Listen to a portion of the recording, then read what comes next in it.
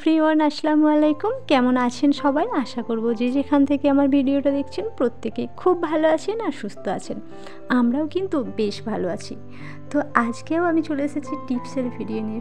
আজকের টিপসগুলো কিন্তু সম্পূর্ণ অন্যরকম, একদম অবাক করা অকল্পনীয় একটা টিপস, যেটা আমিও কিন্তু প্রথমে বিশ্বাস করতে পারিনি। আমারও ভীষণ অবাক লেগেছিল। আর আমার টাইটেল আর থাম্বনেল দেখে তো আপনারা বুঝেই গেছেন যে আজকের টিপসগুলো কি হতে চলেছে। হ্যাঁ, এটাই সত্যি যে খবরের কাগজের মধ্যে সবজি কিভাবে সংরক্ষণ করে রাখলে সেটা আমরা 1 সপ্তাহ থেকে 10 দিন সবজিটা খেতে পারবো এবং টাটকা এবং তাজা থাকবে। বিশ্বাস করুন, একটুও নষ্ট হবে না। আর আপনারা জানেন, যারা আমার এই টিপসের ভিডিওগুলো দেখেন, আমি কোনো টিপস নিজে না ফলো করে সেই টিপসগুলো কিন্তু আপনাদের কাছে প্রেজেন্ট করি না। প্রত্যেকটা টিপস আমি আগে ফলো করি। হ্যাঁ, যেটা জেনুইন হয় সেটাই আমি আপনাদেরকে বলি। তাই প্রত্যেককে বলবো ভিডিওটা স্কিপ না করে পুরোটা দেখুন। আর যারা লাইক করতে ভুলে গেছেন তারা প্লিজ একটা লাইক করে দিন। আর যারা নতুন বন্ধু আছেন চ্যানেলটা সাবস্ক্রাইব করে রাখুন। তো সকালে উঠে আমি আগে ঘরটা ঝাড় দিয়ে নিয়েছি আর বিছানাটা কিন্তু গুছিয়ে নিয়েছি। তারপর আমরা দুজনে ফ্রেশ হয়ে গেছি। ফ্রেশ হয়ে বেটুকে তো আগেই খাইয়ে দিয়েছি। বেটুর ব্রেকফাস্ট হয়ে গেছে। তারপরে কিন্তু আমি বসেছি ব্রেকফাস্ট করতে। তো আজকের ব্রেকফাস্টে আছে পরোটা, নলেন গুড়ের মিষ্টি আর তার সাথে আলু ভাজা। আর যেহেতু এখনও একটু অল্প অল্প শীত আছে, তাই সকালে একটু চা না খেলে মনটা ঠিক ভরে না। সেই জন্য সকালে নিয়ে নিয়েছি গরম গরম লিকার চা। সকালে আমি দুধ চাটা খুব একটা পছন্দ করি না, সেই জন্য সকালের দিকে কিন্তু লিকার চাটাই খাই। সন্ধেবেলা হলে দুধ চাটা মন্দ লাগে না। তো দেখুন, বেটু এখানে কি সুন্দর টুকটুক করে আলু ভাজাগুলো তুলে খাচ্ছে। বেটু আবার ইদানিং করে দেখছি একটু ভাজা খেতে পছন্দ করছে। আবার আমি খাইয়ে দিলে হবে না, ও নিজে হাতে খাবে। দেখতে দেখতে ছেলেটা যেন কত বড় হয়ে গেল। আমার ব্রেকফাস্টের পরে দেখুন এখানে একটু বাজারের লিস্টটা করে নিচ্ছি। মাসকাবাড়ি বাজার তুলতে হবে, তো সেই বাজারের লিস্টটা কিন্তু এখানে করে নিচ্ছি। আমাকে আরবি ফ্যামিলি থেকে কমেন্ট করেছে, ফার্স্ট কমেন্ট করে ভিডিও দেখা শুরু করলাম। থ্যাংক ইউ গো। এরপর 3 অ্যাংলেস আইডি থেকে বলেছে নাইস ওয়ার্ক। তোমাকে অসংখ্য ধন্যবাদ আমার ভিডিওতে কমেন্ট করার জন্য। তো চলুন মূল টপিকে আসা যাক। এখানে দেখতে পাচ্ছেন আমি কিছু ফল আর সবজি নিয়েছি। হ্যাঁ, এই ফল আর সবজিগুলোকে আমি কিভাবে টাটকা তাজা রাখবো খবরের কাগজ অর্থাৎ নিউজ পেপারের মাধ্যমে, সেটাই আজকে আপনাদের সাথে শেয়ার করব। প্রথমে দেখুন আমরা কলা কিভাবে ভালো রাখবো। কারণ কলা দেখবেন বাড়িতে নিয়ে আসার পরেই না 1 থেকে 2 দিন হয়তো ভালো থাকে, তারপর কিন্তু কলার মধ্যে দাগ লেগে যায়। এই তো দেখছেন এই কলাগুলো একদম টাটকা আনা হয়েছে, তাতেই দেখুন ওপরটা কেমন দাগ হয়ে গেছে। কিন্তু এই যে অবস্থায় কিনে আনা হয়েছে এরকম কিন্তু সেম থাকবে। এরকম একটা মগের মধ্যে অল্প কিছুটা জল নেবেন, নিয়ে ওই কলার শুধু গোড়াটুকু ওইটার মধ্যে ডুবিয়ে রাখবেন। কলাটা পর্যন্ত কিন্তু জলে ঠেকা চলবে না, জাস্ট ওই গোড়াটা জলে ডুবিয়ে রেখে দেবেন। দেখবেন এই কলাটা অনেক দিন পর্যন্ত ভালো থাকবে আর কোনো দাগ লাগবে না। তারপরে এখানে দেখুন সবজি কিভাবে রাখবেন। এই গাজরগুলোকে প্রথমে যখন আমরা বাজার থেকে কিনে নিয়ে আসছি, দেখবেন এই সবজি একসাথে যখন অনেকগুলো সবজি আনা হয় না, তখন সবজির গায়ে কিন্তু জল লেগে থাকে। তো সেই জলটা যাতে না লেগে থাকে সেই জন্য এই রুমালটা দিয়ে আমি ভালোভাবে মুছে নিলাম। আপনারাও কিন্তু ঠিক এইভাবে মুছে নেবেন। নেওয়ার পর নিউজ পেপারগুলোকে ঠিক এইভাবে কাটবেন। যেহেতু আমি এই পেপারটা একটু ছোটো কেটেছি, সেই জন্য 3টে গাজর এর মধ্যে ধরছে না, সেই জন্য আমি 2টো নিলাম। তো নিয়ে আমি যেরকমভাবে দেখুন রোল করলাম, ঠিক এরকম রোল করে নেবেন আপনারা। নেওয়ার পর 2 সাইডের এই মুখগুলো কিন্তু মুড়িয়ে দেবেন, যাতে সবজিটা একটুও বেরিয়ে না থাকে, প্রপারভাবে যেন এই কাগজটার মধ্যে থাকে। আমার কাগজের সাইজগুলো একটু ছোট হয়ে গেছে।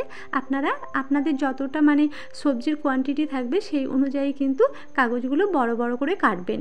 এটা আমি জাস্ট আপনাদেরকে দেখাচ্ছি, সেই জন্য আমি এরকম ছোট ছোট করে কেটেছি। আপনারা একটু বড় বড় সাইজ করে কাটবেন আর একসাথে অনেকগুলো করে সবজি রাখতে পারবেন। দেখুন শসাটাও কিন্তু আমি সেমভাবেই মুড়িয়ে নিলাম। এরপর রাখবো কাঁচা লঙ্কা। কাঁচা লঙ্কার কিন্তু এই বোটাগুলো ছাড়াতে হবে না। আমরা কিন্তু অনেক টিপসে দেখেছি যে এই বোটাগুলো ছাড়িয়ে রাখলে দেখবেন অনেক দিন ভালো থাকে, কিন্তু না, এইভাবে যদি কাগজের মধ্যে মুড়িয়ে রাখেন তাহলে কিন্তু বোটা ছাড়ানোরও কোনো প্রয়োজন নেই। এরকম বোটা যেরকম আছে, বোটা সহ এর মধ্যে যে নোংরা টোংরাগুলো থাকে সেগুলো জাস্ট একটু পরিষ্কার করে নেবেন। নিয়ে কিন্তু প্রত্যেকটা সবজি ভালোভাবে মুছে নিতে হবে, যাতে এর গায়ে একটুও পানি না থাকে। এটা কিন্তু মাথায় আপনাদেরকে রাখতে হবে, এটা ভুলে গেলে চলবে না। তো এইভাবে প্রত্যেকটা জিনিসকে কাগজের মধ্যে ছোট ছোট করে মুড়িয়ে নেবেন। তারপরে চমক দেখুন, এই পলিথিনগুলো যেগুলোতে দোকানের মুদিখানা দোকানের মালপত্র আনা হয়, এই পলিথিনগুলো তো আমরা ফেলে দিই, এগুলোও কিন্তু আর ফেলবেন না। এই কাগজের প্যাকেটিংগুলো এই পলিথিনের মধ্যে ভরে নিতে হবে। ভরে এটা বেশ টাইট করে কিন্তু গিঁট বেঁধে দিতে হবে, যাতে এর মধ্যে কোনো রকম বাতাস না ঢোকে। যদিও ঢুকে থাকে, ওই পলিথিনটাকে একটু চেপে ধরবেন, দেখবেন ওর ভেতরে যে বাতাসটা আছে ওই বাতাসটা কিন্তু বেরিয়ে যাবে। তারপর দেখুন টমেটোটাও কিন্তু আমি সেমভাবে রাখছি। তো টমেটোটা ওই কাগজে মুড়িয়ে এরকম একটা এয়ারটাইট কন্টেনারের মধ্যে রেখে দিচ্ছি। শসা, গাজর, কাঁচা লঙ্কা এগুলোও কিন্তু নিউজ পেপারের মধ্যে প্যাকিং করে এরকম কন্টেনারের মধ্যে ভরে রাখতে পারেন। এরপর এগুলোকে ফ্রিজের মধ্যে স্টোর করে নিতে হবে। আর এই পেপারটা কী কারণে দেওয়া হলো বলুন তো? এই পেপারের মূল কাজ হলো, আমরা যখন সবজি ফ্রিজে রাখি তো সেই সবজি থেকে দেখবেন ময়েশ্চার বেরোয়, অর্থাৎ কিছুটা জল বেরোয়। আর এই জলটাই কিন্তু সবজিকে খুব তাড়াতাড়ি নষ্ট করে দেয়। আর এই পেপারের কাজ হলো এই জলটাকে শোষণ করে নেওয়া, অর্থাৎ ময়েশ্চারটাকে শুষে নেওয়া, যার ফলে সবজি এইভাবে পেপারের মধ্যে প্যাকিং করে রাখলে সবজিটা বেশ অনেক দিন টাটকা তাজা থাকে আর একটুও নষ্ট হওয়ার চান্স থাকে না। আমার পরের টিপস হলো প্রেসার কুকারের ব্যবহার। প্রেসার কুকারের মধ্যে আমরা যখন ডাল বা ভাত কোনো কিছু রান্না করি, তখন দেখবেন সিটি পড়ে রান্নাঘরটা কিন্তু নোংরা হয়ে যায়। তো এরপর থেকে আর কিন্তু নোংরা হবে না। এরকম একটা নিউজ পেপার নেবেন, নিয়ে এইভাবে আমি যেরকম ভাঁজ করলাম এরকম ভাঁজ করে কোনা করে এরকম গোল মতো কেটে নেবেন। এটা আপনারা কাঁচি দিয়েও কাটতে পারেন, আমি হাতে করে কাটলাম। তো এভাবে কেটে নেওয়ার পরে দেখুন প্রেসার কুকারের ঢাকনাটা বন্ধ করে দিতে হবে। বন্ধ করার পরে এই যে কাটা জায়গাটা প্রেসার কুকারের সিটির মাঝখান বরাবর এরকম ভরে দেবেন। দেওয়ার পরে দেখুন আপনারা এখানে ডালটা অনায়াসেই চাপিয়ে দিতে পারবেন।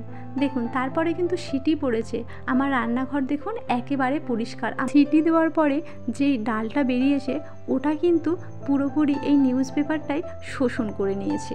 আমার 3 নাম্বার টিপসটা হলো স্টিলের বোতল বা জগ কিভাবে দুর্গন্ধমুক্ত রাখবেন। এরকম দেখবেন স্টিলের যদি জগ থাকে বা বোতল থাকে, তার মধ্যে দীর্ঘদিন পানি রাখার পরে না বোতলের ভেতর থেকে একরকম দুর্গন্ধ বেরোয়। তো সেই গন্ধটা কিভাবে আমরা তাড়াবো, তার জন্য দেখুন এই স্টিলের জগের মধ্যে আমি 2 চামচ চিনি আর 1 চামচ লবণ দিলাম, তার সাথে দিলাম ফুটানো গরম পানি। তারপরে এটা 1 থেকে 2 ঘন্টা মতো রেখে দিতে হবে। রেখে দেওয়ার পর দেখুন এরকমভাবে ভালো করে ঝাঁকিয়ে নিতে হবে। ঝাঁকিয়ে নেওয়ার পর এরকম একটা ব্রাশের সাহায্যে ভালো করে ঘষে ঘষে গাগুলো পরিষ্কার করে নিতে হবে, মানে ভেতরটা পরিষ্কার করে নিতে হবে। এরপর গ্রামবন্ধু ব্লগস থেকে দিদিভাই বলেছে, খুব সুন্দর হয়েছে তোমার ভিডিওটা, পুরোটাই দেখলাম, সত্যি ভালো হয়েছে, ভয়েসটা যেহেতু দিয়েছো আরও খুব সুন্দর হয়েছে। আরও একটা জিনিস তোমাকে বলি, তোমার গ্যাসের ওভেনটা কিন্তু আমার ওভেনের মতন, দেখেছো কি এটা, খেয়াল করেছো কি তুমি? সত্যি দিদিভাই, তুমি যে আমার ভিডিওটা এত মন দিয়ে দেখেছো, সেই জন্য সবার প্রথম তোমাকে জানাই অনেক অনেক ভালোবাসা। কারণ খুব নিখুঁতভাবে কারো ভিডিও না দেখলে এরকম খুঁটিনাটি কমেন্টগুলো কিন্তু করা যায় না। সত্যি তোমাদের এই কমেন্টগুলো আমাকে ভিডিও বানাতে ভীষণ মোটিভেট করে। এভাবেই কিন্তু তোমরা সকলে আমার পাশে থেকো। তো দেখুন এই জগটা ভালো করে ঝাঁকিয়ে ধুয়ে নেওয়ার পরে এটাকে বেশ ভালো করে কিন্তু মুছে নিতে হবে। মুছে নেওয়ার পরে এটাকে উপর করে রেখে দেবেন কিছুক্ষণের জন্য, যাতে এটা বেশ ভালো করে শুকিয়ে যায়। তারপর একটা নিউজ পেপার নিয়ে এর মধ্যে ভরে রেখে দেবেন 10 থেকে 15 মিনিট। ব্যাস, তাহলেই দেখবেন এই স্টিলের জগের দুর্গন্ধ কিন্তু একেবারেই চলে যাবে। এর সাথে সাথে আজকের ভিডিওটা এই পর্যন্তই রাখছি, দেখা হচ্ছে পরের ভিডিওতে।